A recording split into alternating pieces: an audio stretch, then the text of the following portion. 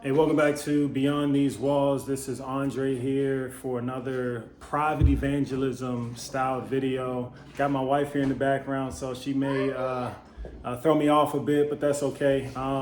So for this video this week, what we've been covering for private evangelism is what my wife and I have been doing with our family for the next 10 weeks, being the 10 commandments. We've been teaching our children the 10 commandments.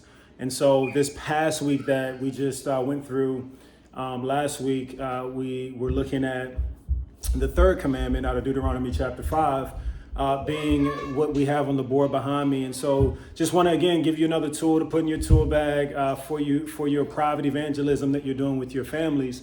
And what we did for this past week was focus on the third commandment, and we have it here.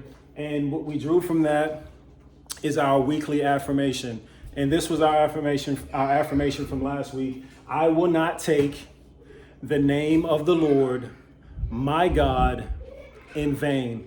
Now, there's a little bit more information in that specific commandment that we find in Deuteronomy chapter 5, but we drew this portion out as a digestible portion for our children for this week. And so with that affirmation, last Sunday, we taught on what it means to take the name of the Lord in vain. And some of the things that we drew that God helped us to understand in that family devotion are what I jotted on the board. We didn't jot all our notes down, but this is just a bit of what came out of that family devotion.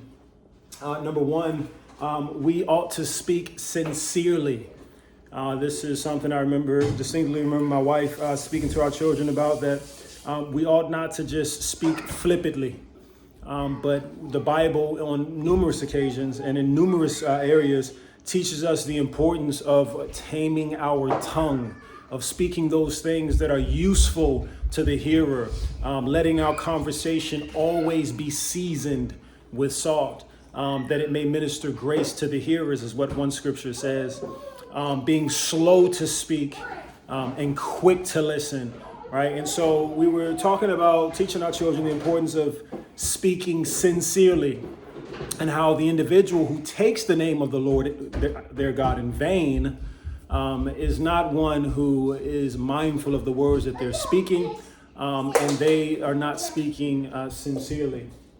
And so we want to rightly appropriate the name of God. And we talked about certain instances in which using the name of God would be appropriate. For instance, in teaching, in providing instruction, even as we were teaching our children, it's appropriate to use the name of God so as to provide instruction. When calling on the name of God, that's appropriate in prayer. When reading the name of God, and things of this sort.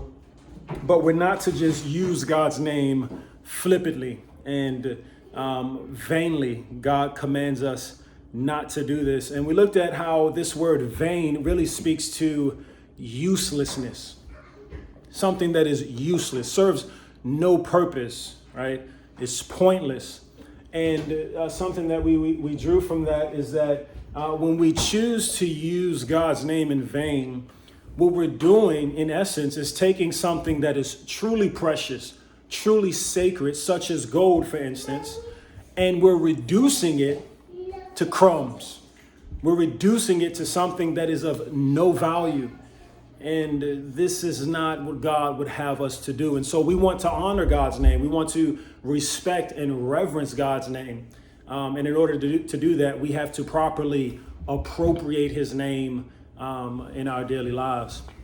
I was speaking with one young man a couple weeks ago, and he's a professing Christian, and he uses the name of God not only in vain, but as a curse word, as many people do. And you know what I'm talking about. I'm not going to say it. But he uses the name of God in vain in that way, and he uses it as a curse word. He curses the name of God. And he asked me, I came up in conversation one day. They were talking about it, a soldier in my squad, and they were talking about it, and I overheard them talking about it. And I told them that yes, it does bother me when you use God's name in vain. And the soldier said, well, you should have told me, Sergeant. And I said, well, you're a professing Christian, it's baffling to me that you as a Christian use God's name so flippantly. You show no reverence and no respect for God's name. And they apologize to me. And I said, don't apologize to me, right? I'm not the one that you're cursing. It's not my name that you're using in vain. You need to show forth some godly sorrow towards God, because it's his commandment that you've broken. And so that just came to mind just now. That was something that had come up a couple weeks ago. But additionally, we were talking about clean and dirty words as well, and the importance of using clean words. We want our speech to be clean. We want God to be pleased with our speech, and we want to honor the name of God. And so throughout the week, we didn't do it as much as I would have liked this week. This week was certainly challenging. But there were instances during this week where we were reciting this particular affirmation for this week. I will not take the name of the Lord, my God, in vain. That is the essence of the third commandment there in Deuteronomy. And the scripture also says that the Lord will not hold him guiltless who takes his name in vain. And so I encourage you today to perceive the heart of this commandment, that as his dear children, God expects us to honor his name, even as we would honor our mother and our father's name. Even more so, we are to honor the name of our God.